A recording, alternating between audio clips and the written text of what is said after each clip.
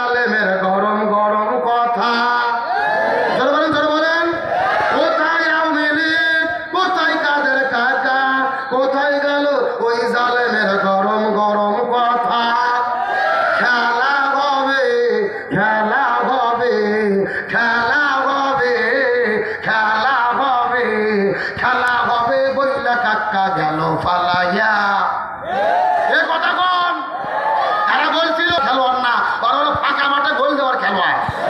আমার দিকে টাকা নিয়েছে গত 5 বছর আগে এইরকম একটা মুরব্বী চাষা ভোটের দিনে চিন্তা করছে 8টার দিকে যেহেতু ভোট, আমি রুজু নষ্ট করবো না, ফজরের রুজু আটকে রাখছে, 8টার দিকে যেয়ে রুজুতে ভোট দেবে। চাষা 8টার দিকে ভোট দিতে যাওয়ার পরে দেখে চাষা যাওয়ার আগে আর এক আল্লাহর ওলি এসে তাহাজ্জুদের নামাজ পড়িয়ে দিয়ে গেছে। কথা কি বোঝা যায়? চাচা গেছে ফজরের রুজুতে ভোট দিতে, আর ওরা কাম সারতে তাহাজ্জুদের রুজুতে। চাচা কিছুক্ষণ পরে মন খারাপ করে চলে যাচ্ছে, ছেলেবেলা আবার ডাক দেবো, সেই চাচা শোনেন বাড়ির যে চাষিকে নিষেধ করেন চাচিও যেন না আসে, তার কারণ চাচির ভোটও দেওয়া হয়ে গেছে। তখন চাচা বলতেছে কে বাবা, তোমার চাচি মরে গেছে 6 বছর আগে। বলেন কয় বছর আগে? বলছে 6 বছর আগে তোমার চাচি মারা গেছে, আজকে কখন ভোট দিতে এসেছিল, আমি তো ডাক দিলাম একটু দেখা করতাম। কথা কি বোঝা যায়? এই আপনাদের এলাকার অবস্থা কি? একই খবর। আসার জন্য বলি নাই, বোঝেন এই বাংলাদেশে গত 16 বছর যেই নির্বাচন হয়েছে, নিরপেক্ষ নির্বাচন যদি হইতো, জামাত বিএনপির প্রার্থীরা যদি মাঠের মধ্যে থাকতো, আর বিনা ভোটে এমপি মন্ত্রী হয়ে কাজ পায় না, কোরআনের মাহফিল বন্ধ করে। চেনেন না ওবায়দুল কাদের? চেনেন না? বলতো পালাবো না, প্রয়োজনে ঠাকুরগাঁয়ে ফখরুলের বাসায় যাবো। আপনাদের ঠাকুরগাঁয়ের কৃতি সন্তান গত 1 সপ্তাহ আগে সাংবাদিকদেরকে বলেছে কোথায়, আমি তো ঘরের দরজা খুলে রেখেছিলাম, উনি তো আর আসলেন না। এই জন্য বাংলাদেশের শিল্পীরা কিন্তু মারাত্মক শিল্পী ভাই, ওকে নিয়ে আমার গানও বের করছে, বলবো নাকি? বলবো। ভালো হয়ে যাও মাসুদ তুমি, এই কথাকে বলবে আর পালিয়ে গেল কাওয়া কাদের, কেউ জানে না খবর তার, কেউ জানে না খবর তার। ভালো হয়ে যাও। কতক্ষণ কতক্ষণ? ফকরুল সাহেব আপনার বাসায় কাওয়া কাদের গেছেন, ঠাকুর গায়ে বাসায় আপনি থাকিতে তারে দিছেননি, থাকিতে তারে দিছেননি। তার সাথে হিসাব বাকি আছে, তার সাথে হিসাব বাকি আছে, লক্ষ কোটি জনতার। পালিয়ে গেল কাওয়া কাদের, কেউ জানে না খবর তার, কেউ জানে না খবর তার। ভালো হয়ে যা। এ কথা কোন? কথা কোন? আসলে ভাই একটা কথা আছে, যেমন কর্ম ও যেই রকম ভাবে মানুষকে বিজলাইয়া বিজলাইয়া অন্তরকে অতিষ্ঠ করেছে, আল্লাহকে তাদেরকে ওই একই রকম ভাবে শাস্তি দিচ্ছে। আলোচনা কি চলবে? কারা কারা চলবে? দুটি হাত আল্লাহকে ধরে দেখান। লিল্লাহে তাকবীর। আজকের মাহফিল চলছে, চলবে। ঠাকুরগাঁয়ের মাহফিল কতক্ষণ চলবে? সারা রাত। এটা কি হুজুর মারা ওয়াজ নাকি? আমার মারা সারা রাত আলোচনা যেহেতু শুরু করেছি, আর মিনিট 30-এর টাইম কি দেওয়া যাবে? এ ভাই উঠে কে? মুরব্বী না কে? দুপু মুরব্বী, মুরব্বী। আচ্ছা ছেলেদের হয়তো পেশাব লাগছে, তবে পেশাব করে যদি জাগার মাল জাগাত ফেরত না আসে তাহলে মনে করবেন ভেজাল আছে। আলোচনা চলছে কিন্তু কোনো ওটাউটি করা যাবে। তাহলে চিৎকার করে বলেন। বলতেছিলাম আল্লামা সাইদির বিদায় আসমানও কান্না করেছে, জমিনটাও। আমার বন্ধুগণ, মুসলমান ভাইরা গভীর মনোযোগ। এই কথাটা কেন বললাম আপনাদেরকে 1 মিনিটের জন্য শিক্ষার জন্য বলবো, কোনো দিকে নজর নাই, লক্ষ্য করেন। ওই যে ঢাকার মধ্য থেকে করে পাখির লাশটা টেনে গেছে নিয়ে গেল, ওই পিরোজপুর আল্লামা সাঈদী ফাউন্ডেশনের ভেতরে আল্লাহ তাআলা আমাকে তৌফিক দান করেছিল, আমি সরাসরি সেই জানাজার মধ্যে উপস্থিত হয়েছিলাম। আল্লাহ তাআলা আমাকে তৌফিক দান করেছিল ওই কোরআনের পাখির জানাজার ভেতরে আল্লাহ তাআলা আমাকে যাওয়ার মতো তৌফিক দান করেছিল। আমার কথাটা সুন্দর করে বোঝার চেষ্টা করবেন। ওই ঢাকার মধ্য থেকে লাশটা নিয়ে যখন পিরোজপুরের দিকে যাওয়া শুরু হলো, ঘোষণা করা হলো 2টার দিকে জানাজা হবে। আমরা যাইতে যাইতে 9টার দিকে পিরোজপুরের মধ্যে চলে গেলাম। ওই জায়গার মধ্যে যাওয়ার পরে দেখে আশ্চর্যজনক ঘটনা।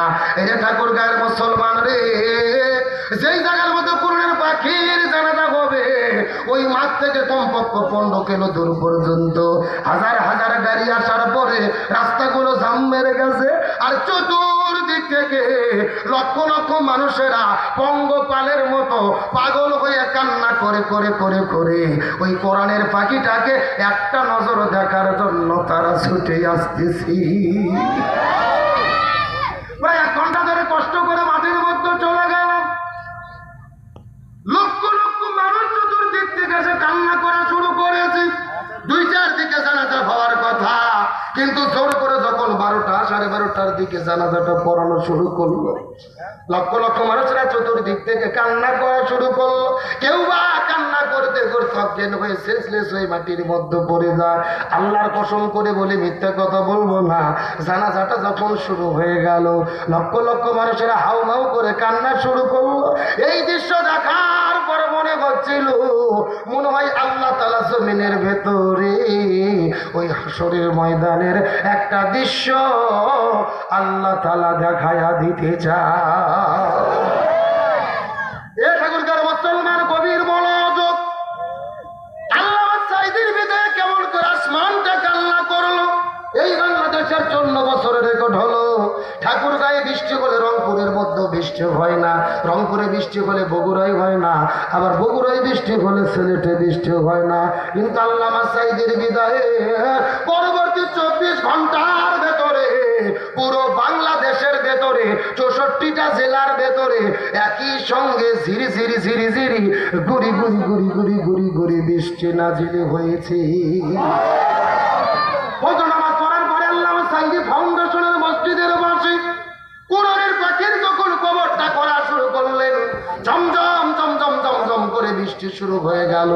বৃষ্টির মধ্যে ভিজতে ভিজতে কবর করা যখন শেষ হয়ে গেল, 9টা 10টা যখন বেজে যায়, বৃষ্টিটাও বন্ধ হয়ে গেল।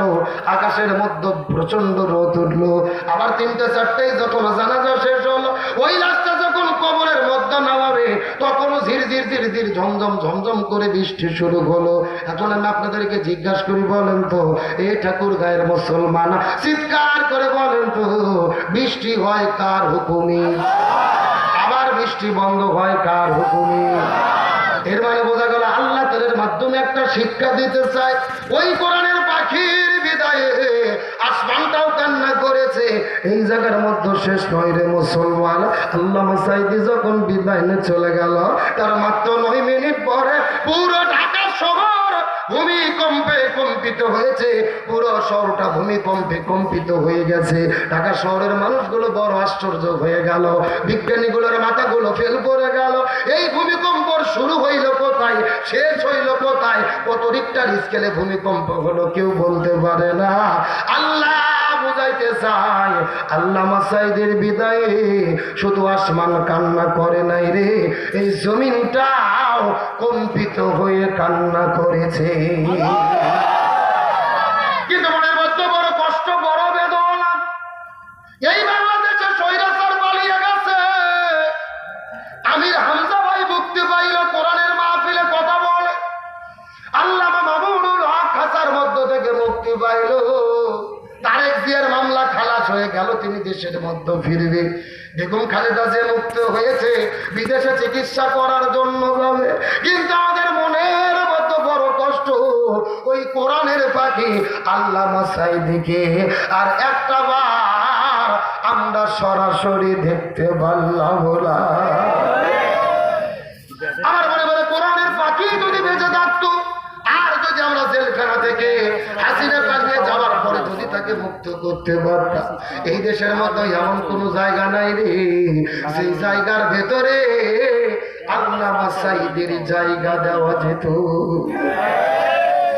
কিন্তু আমি আপনাদেরকে বলতে চাই, ঠাকুর গায়ের মুসলমান, ওই কোরআনের পাখির আলোচনা শোনার পরে শুধুমাত্র চোখের পানি ফেলে কান্না করলে হবে না। ওই আল্লামা সাঈদী সারা জীবন দুইটা স্বপ্ন দেখেছে। জোরে বলেন কয়টা? এক নম্বর, তিনি সবসময় স্বপ্ন দেখতেন, আল্লাহ আপনি আমাকে শাহাদাতের মৃত্যু দেবেন, আল্লাহ আপনি আমাকে শহীদদের কাতারে কবুল করে নেবেন। আমার মনে বলে 13 বছর ধরে জেলে বন্দি রাখার পরে, জেল থেকে বের করে হসপিটালে ভর্তি করে বিষ প্রয়োগ করে তাকে হত্যা করা হয়েছে। আমার মনে বলে এই ওসিলায় আল্লাহ তাকে শহীদ হিসেবে কবুল করবি।